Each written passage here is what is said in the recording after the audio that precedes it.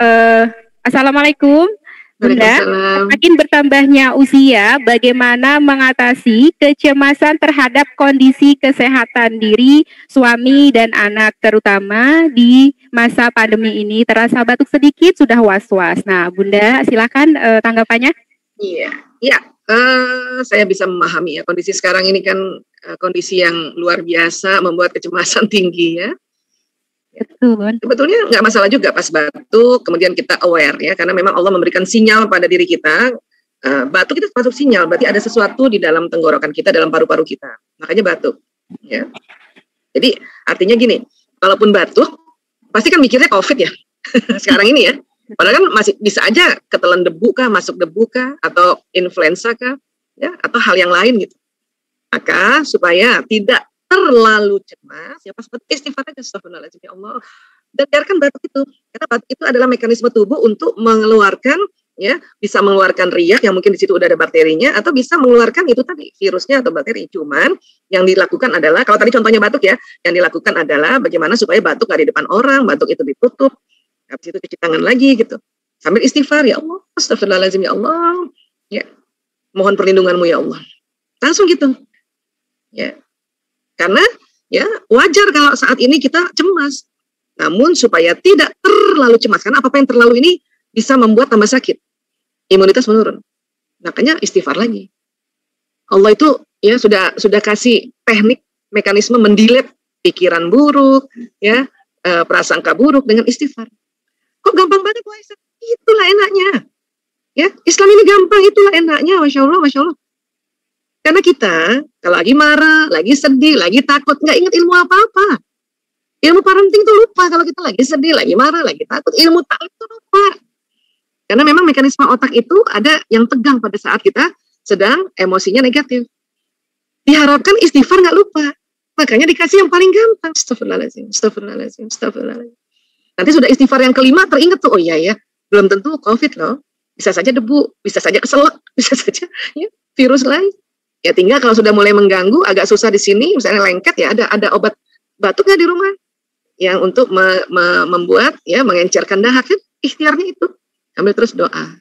Ya kurang lebih seperti itu. Jadi selalulah istighfar, karena itulah cara yang Allah kasih dengan cara paling mudah, paling gampang, tapi paling dahsyat. Insyaallah. Ya kurang lebih seperti itu. Baik, Bunda, Masya Allah.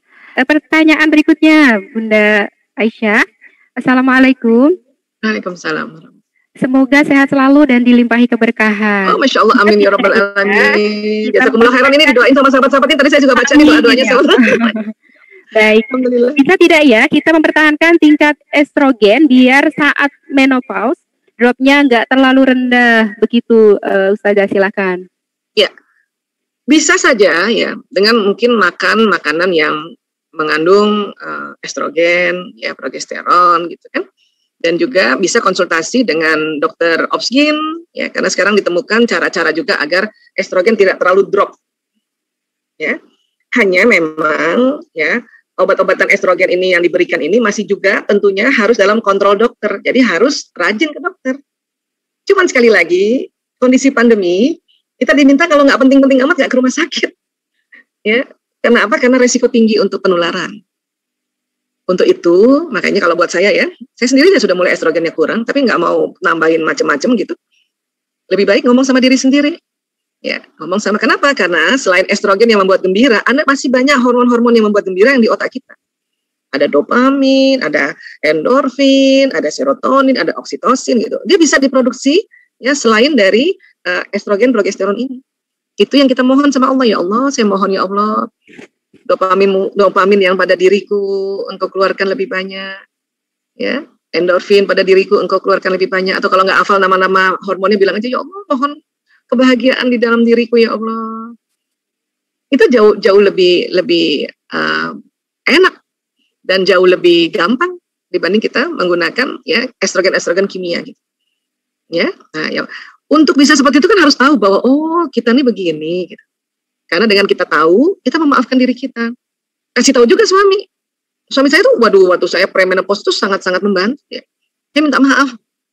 Dia bilang, mas, aku minta maaf ya. Kalau tiba-tiba aku jutek, tiba-tiba aku senyumnya cuma sebelah, cuma segini deh. Gitu. Kadang-kadang gitu. Minta maaf aja.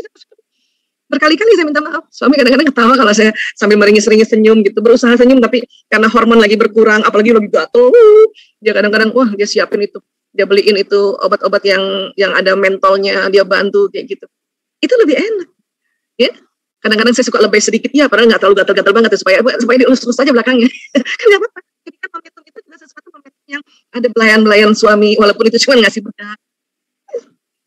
Nah, ya, jadi sekali lagi, mudah-mudahan dengan ilmu kita tahu, sehingga kita memaafkan diri kita, dan kita bisa bicara sama diri sendiri.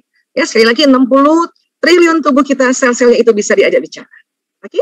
Lebih baik pakai itu aja. Baik Ustazah. Gimana Bunda, cukup ya tadi pemaparan dari Ustazah atau Dokter Aisyah? Baik, Bunda-Bunda Soleha, sebenarnya saya secara pribadi dan mungkin bunda-bunda yang lain juga ingin lebih lama bersama dengan Bunda Dr. Aisyah ini, karena memang semakin lama kita bersama dengan seseorang yang penuh dengan ilmu yang luar biasa ini, mungkin akan menambah banyak hal baru yang perlu kita ketahui dan banyak hal yang harus kita jadikan bahan untuk belajar dan belajar lagi pastinya. Bunda, terima kasih banyak. Jazakillah. Sama-sama, alhamdulillah, wa iyyakum, ya Allah. Bu Ramini, boleh nggak saya kasih 3 slide lagi? Apa kata Al-Quran tentang usia, boleh? Boleh Bunda, silakan. Saya barangkali ada tambahan oleh-olehnya ini. Saya suka banget kasih oleh-oleh soalnya. Mungkin sekaligus closing statement ya, Dokter Aisyah. Ini closing statementnya, tapi saya harus buka slide supaya bunda-bunda bisa mencatatnya, ya. Baik, silakan Bu. Ya. Apa kata Al-Quran tentang usia? Semakin bertambah usia, semakin lemah tangan menggenggam, karena Allah sedang mendidik kita melepaskan cinta dunia. Silakan nanti lihat di Quran surat Hud ayat 15 dan 16. Itu ada makna-makna tersirat, ya. Kemudian semakin bertambah usia, semakin kabur mata kita, karena Allah sedang mencerahkan mata batin untuk melihat akhirat. Ya. Coba lihat di Al-Isra ayat 72. Ya. Semakin bertambah usia, semakin gugur gigi-gigi kita, karena Allah sedang mengingatkan bahwa suatu hari kita akan gugur di dalam tanah selamanya. Bisa lihat di Ali Imran 185. Ya. Kemudian ya, semakin bertambah usia semakin sensitif perasaan kita, karena Allah sedang mengajarkan bahwa pautan kolbu dengan makhluk senantiasa menghampakan, namun kolbu yang terpaut kepada Allah tidak pernah mengecewakan. Ya, silakan lihat di Luqman ayat 22. Begitu juga kolbu kita semakin usia semakin sepi dan ingin sendirian, karena Allah sedang mendidik kita melepaskan cinta manusia dan dunia. Ya, bisa dilihat di Al-An'am ayat 32. Ya. Semakin bertambah usia, semakin putih rambut kita, karena Allah sedang ingatkan kain kafan yang putih. Ya. Di Ali Imran 185. Dan juga semakin bertambah usia, semakin ditarik nikmat kekuatan tulang dan sendi kita, karena Allah sedang mengingatkan bahwa tak lama lagi nyawa diambil. Silakan lihat di An-Nisa ayat 78. Ya. Jadi sekali lagi sahabat-sahabatku, senantiasalah bersyukur, senantiasalah ingat Allah. Ya, terima kasih. Assalamualaikum warahmatullahi wabarakatuh. Waalaikumsalam warahmatullahi wabarakatuh. Subhanallah.